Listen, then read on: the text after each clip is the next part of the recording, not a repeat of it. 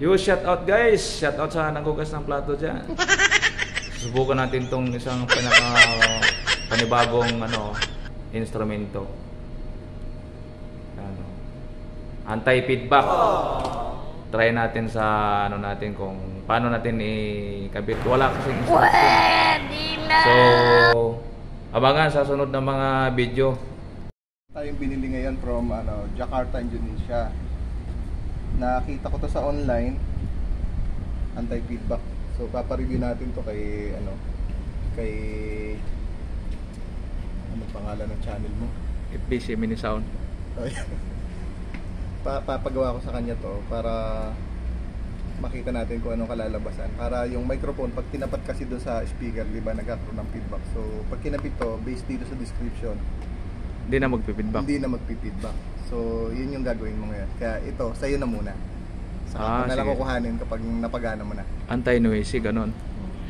Anti-noise, anti-feedback sa microphone. Anti-feedback. Okay. Sige. Anti-feedback.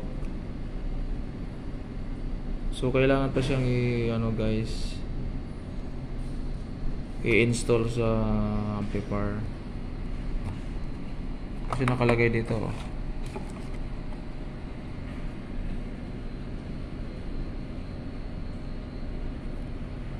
Anti-feedback.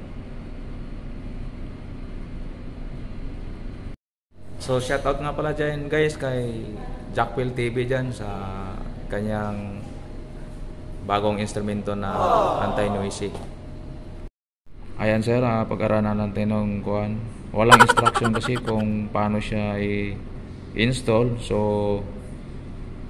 panoorin muna natin to sa manual.